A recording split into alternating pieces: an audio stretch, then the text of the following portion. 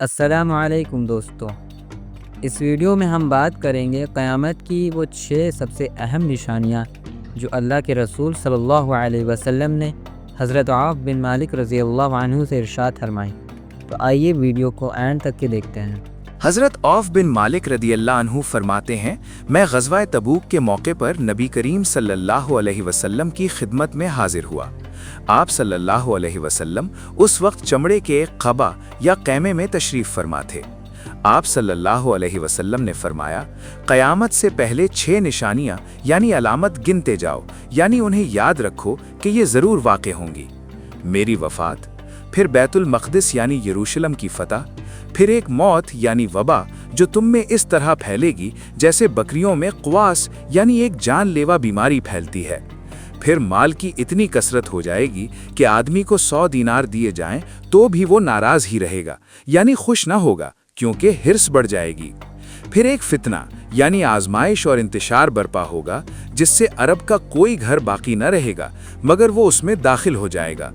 پھر تمہارے اور بنی الاصفر یعنی رومیوں یعنی عیسائیوں یا مغربی ملکوں کے درمیان ایک صلح معاہدہ ہوگی، پھر وہ غداری کریں گے اور تم پر 80 جھنڈوں یعنی پرچموں کے ساتھ حملہ کریں گے۔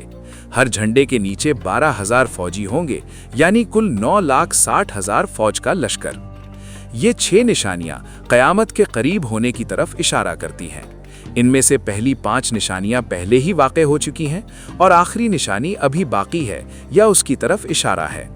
میری وفات، یہ سب سے پہلی اور سب سے بڑی نشانی ہے۔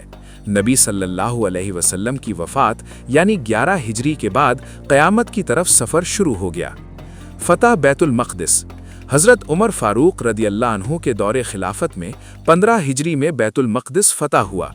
بعض روایتوں میں دوسری فتح صلاح الدین ایوبی کے دور کی بھی ذکر ہے، اور آخر زمانے میں حضرت عیسیٰ علیہ السلام کے نزول پر یہود سے جنگ ہوگی۔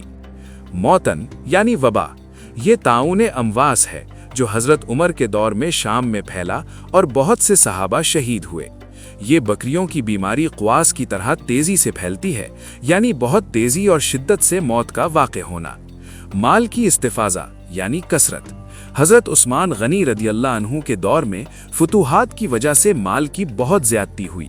لوگوں کے پاس اتنا مال آ گیا کہ 100 دینار بھی کم لگنے لگے اور ہرس بڑھ گئی۔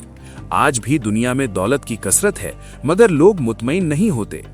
فتنہ، یہ حضرت عثمان رضی اللہ عنہ کے قتل اور اس کے بعد کے فتنوں یعنی جنگ جمل، صفین وغیرہ کی طرف اشارہ ہے۔ عرب کے گھروں میں انتشار اور خون ریزی پھیل گئی۔ بعض علماء اسے بعد کے تمام فتنوں یعنی آج کے فتنے شمار کر کے مطابق کرتے ہیں۔ ہدنہ مع بنی الاصفر اور غداری، بنی الاصفر سے مراد روم یعنی عیسائی مغربی ملک ہے۔ مسلمانوں اور رومیوں کے درمیان صلح ہوگی، پھر وہ عہد توڑ کر بہت بڑی فوج یعنی 80 جھنڈوں کے نیچے تقریباً 9,60,000 فوجی کے ساتھ حملہ کریں گے۔ یہ نشانی ابھی مکمل طور پر ظاہر نہیں ہوئی اور آخر زمانے کے بڑے واقعات یعنی ملحمۃ العظمیٰ یعنی بڑی جنگ سے منسوب ہے۔